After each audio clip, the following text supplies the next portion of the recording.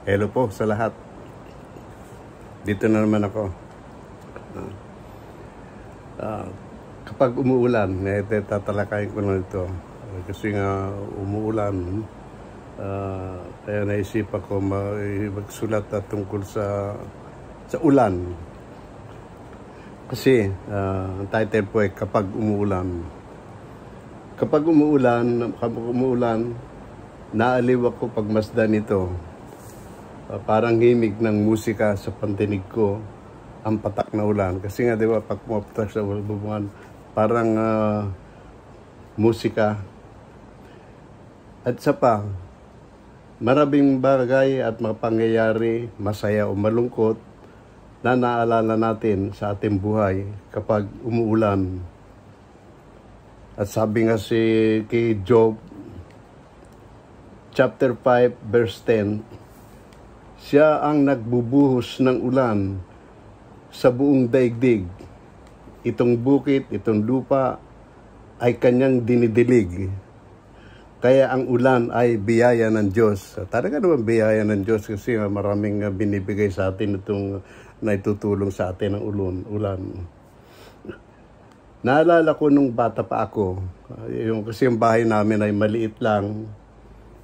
At ang bintana namin ay yung lona lang, kasi maliit lang, walang sartori, parang lona lang, ang takip ng bintana.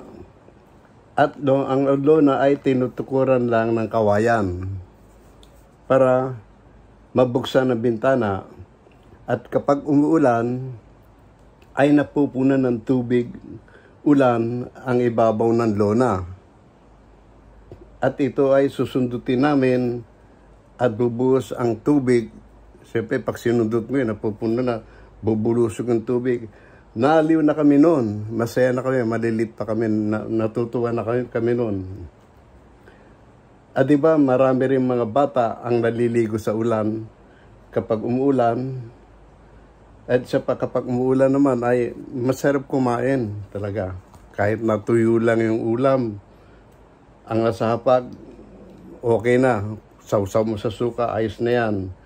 Huwag lang babagyo o guguwa ang lupa. Gawa ng ulan. Ang ulan ay maiugnay sa mga nangyayari sa bawat nilalang. May nagagawang kabutihan ang ulan at kumikitil din ng buhay ang ulan. Nasa tao na kung bakit nangyayari ang ganoon. Sang-ayon kay Mateo, chapter 7, verse 25, umulan ng malakas, bumaha, at binayo ng malakas na hangin ang bahay na iyon.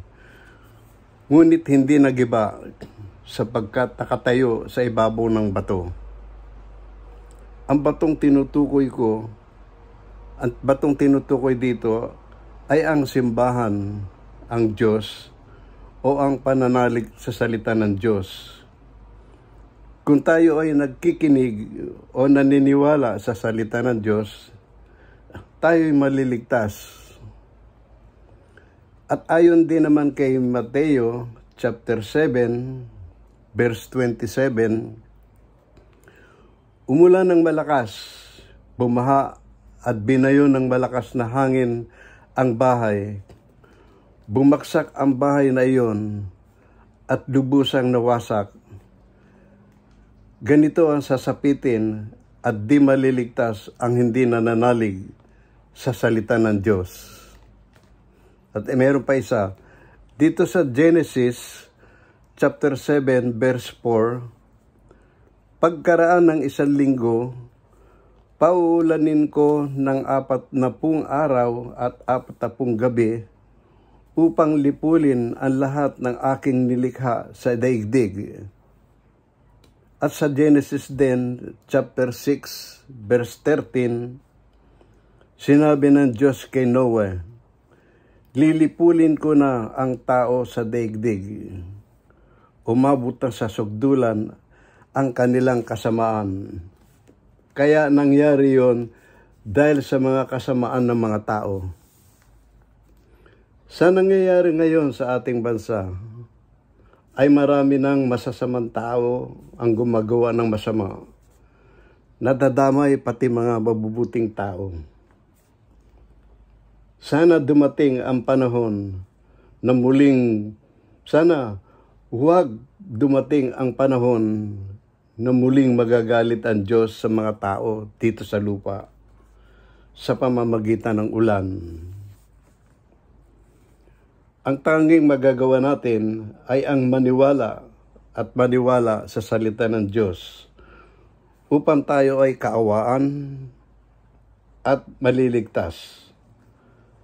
Ang ulan ay biyaya ng Diyos, wag lang babaha. So, kapag umuulan, wag na pong itong ireklamo. Bagkus ay magpasalamat na lamang tayo sa Diyos.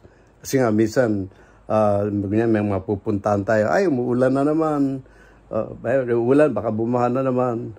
Siguro, ang ano natin ay magpasalamat na lang tayo sa Diyos at ito'y biyaya at tayo manalangin na huwag sanang babaha, guguhon lupa para tayo ay lahat ay maliligtas.